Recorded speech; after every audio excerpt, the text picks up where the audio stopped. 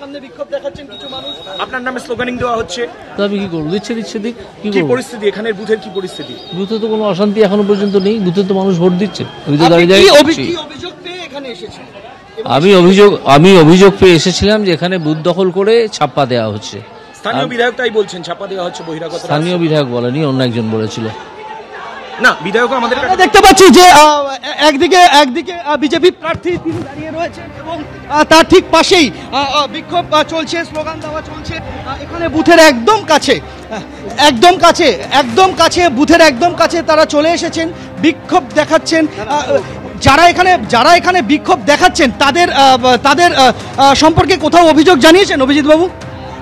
Quick response টিমকে জানানো হয়েছে, আমি ওয়েট করছি তাদের আসার জন্য। আমরা দেখতে পাচ্ছি কেন্দ্রীয় বাহিনী সেই ভিড় হটানোর চেষ্টা করছে, রাজ্য পুলিশ রয়েছে, পুলিশ বাহিনী ভিড় হটানোর চেষ্টা করছে।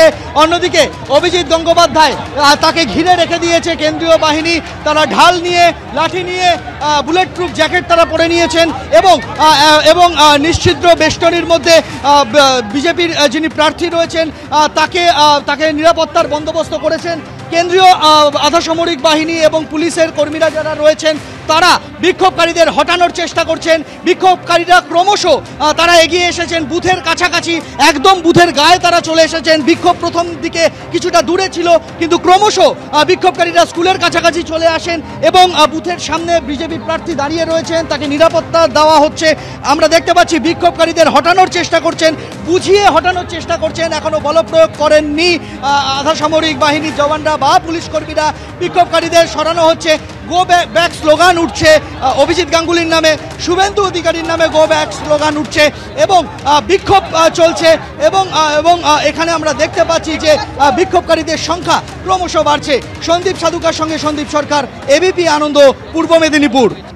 অর্থাৎ আপনারা দেখতে পেলেন হলদিয়ার ছবি, সেখানে ছাপ্পা ভোট ঘিরে একেবারে তুলকালাম পরিস্থিতি এবং দফায় দফায় বিক্ষোভ অভিজিৎ গঙ্গোপাধ্যায়কে ঘিরে। এবার যে ছবি আপনাদের সামনে রাখবো, আমাদের প্রতিনিধি রুমা পাল আমাদেরকে জানাবেন হিরণের বিরুদ্ধে যে অভিযোগ উঠেছে, হিরণ যে অভিযোগ করেছে, হিরণকে ঘিরে বিক্ষোভ দেখানো হয়েছে, ঠিক কি অভিযোগ জানিয়েছে নির্বাচন কমিশনে এবং নির্বাচন কমিশনের কি পদক্ষেপ? রুমা।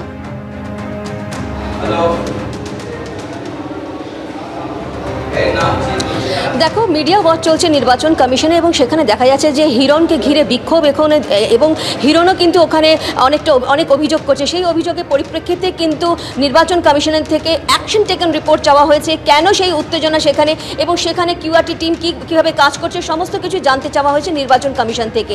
এবং অন্যদিকে জানিয়ে রাখি, অভিজিৎ গঙ্গোপাধ্যায় যে বুথে ছাপ্পা ভোটের অভিযোগ করছেন সেই বুথের ক্ষেত্রেও কিন্তু অভিযোগ খতিয়ে দেখা হচ্ছে।